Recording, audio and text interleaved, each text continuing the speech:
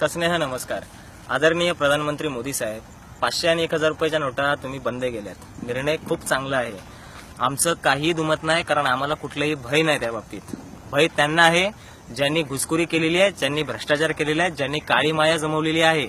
पण हा निर्णय जो तुम्ही घेतला, या निर्णयाची अंमलबजावणी केली, पण सामान्य जनता, 125 करोड सामान्य जनतेने तुम्हाला याच निर्णयासाठी निवडून दिलं होतं का?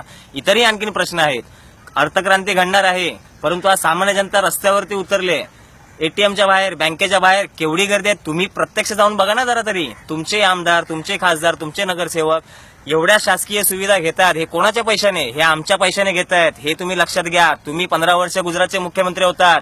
तुमच्या घरातून टिफिन येत नव्हता की तुमच्या घरातल्या पैशाने तुम्ही एवढे आणखीन कुठे मोलमजुरी करत नव्हतात की त्या पैशाने तुम्ही ते सगळ्या सुखसुविधा तुम्ही घेतल्या. ज्या गाडीने फिरता, जी सिक्युरिटी वापरता, तो सगळा आमचा पैसा आहे. म्हणजे आमच्या जनतेचा टॅक्स रुपये पैसा आहे, तो तुम्ही वापरतायत. सगळ्यात पहिलं तुम्हाला मी आवाहन करतो की तुमचे नगरसेवक, तुमच्या पक्षाचे, इतर पक्षाचे नगरसेवक, तुमचे आमदार, तुमचे खासदार यांच्या असेट्स, यांच्या जमिनी, यांच्या प्रायव्हेट स्कूल, यांचे हॉस्पिटल्स, त्यांच्या करोडो रुपयांच्या गाड्या या पहिल्या जनतेसमोर आणा. त्यानंतर सर्जिकल स्ट्राईक जनतेवर करा. अगोदर हे सर्व लोकप्रतिनिधी, IAS लॉबी, IPS लॉबी, केंद्रीय आणि राज्यातील जेवढे कर्मचारी आहेत त्या लोकांच्या संपत्ती जाहीर करून द्या. त्या लोकांना तुम्ही जाब विचारा. त्यांची श्वेतपत्रिका आम्हा जनतेसमोर तुम्ही आणून द्या.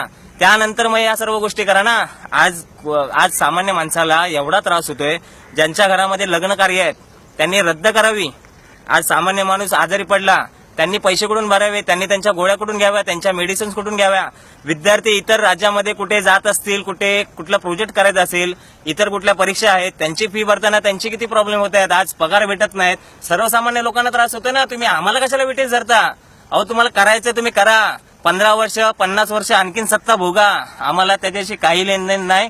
पण प्रधानमंत्री साहेब, एक विनंती करतो, जे निर्णय तुम्ही हा घेतलाय, ह्या निर्णयाची अंमलबजावणी तुम्ही तळापासून केली पाहिजे.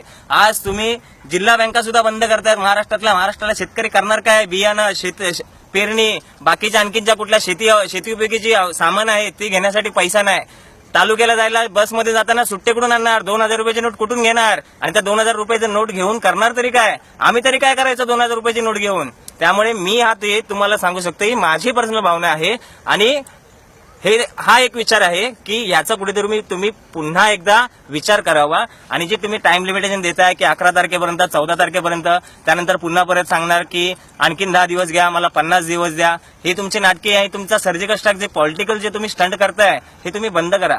तुमची आई बँकेमध्ये जाते, अर्धा पाऊण तास तिकडे रांग जी लागलेली आहे त्यांना थांबवतात. आमची पण आई बहीण आहे ना, आमची पण जातेच ना. कुठल्या शासकीय अधिकाऱ्याची, कुठल्या IPS अधिकाऱ्याची, कुठल्या खासदाराची, कुठल्या आमदाराची, कुठल्या नगरसेवकाची आई बहिणी मार्केटमध्ये गेल्यात आणि बँकेत लाईनीमध्ये तासून तास 4 तास उभे आहेत. हे देशभक्तीचे जे गोडवे तुम्ही गाताय की लाईनीमध्ये उभे राहिले नाही, तुम्ही देशभक्ती करताय. मग लाईनीमध्ये जे उभे राहतात, भरपूर असे जण लोक आहेत जे तिकडे मृत्युमुखी पडले, त्यांना अटॅक आलेले आहेत, त्यांना सुद्धा मग शहीद अशी पदवी द्या ना मग तुम्ही त्यांना सुद्धा. आता शेतकरी आमचा होरं पडणार आहे, ज्यांच्याकडे पैसा नाही. कर्ज माफी तर तुम्ही केलीच नाही, पण आता जिल्हा बँकेतला सुद्धा पैसा तुम्ही बंद केलेला आहे. एवढ्या शेतकऱ्याचा आत्महत्या करतील, मग त्यांना सुद्धा तुम्ही शहीद दर्जा द्या. माझी एवढीच विनंती आहे तुम्हाला की स्वतः पहिलं बघा. आसपासच्या तुमची जी परिस्थिती आहे, जी स्थिती तुमच्या आसपासच्या लोकांनी करून ठेवलेली आहे, त्याच्यावरती नियंत्रण आणा. काळा पैसा बाहेरचा आहे तो पहिला आणा.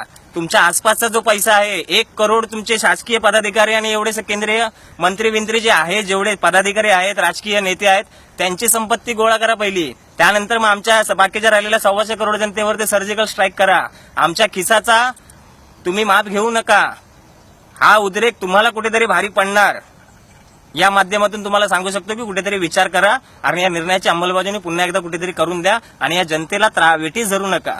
धन्यवाद. जय हिंद, जय महाराष्ट्र.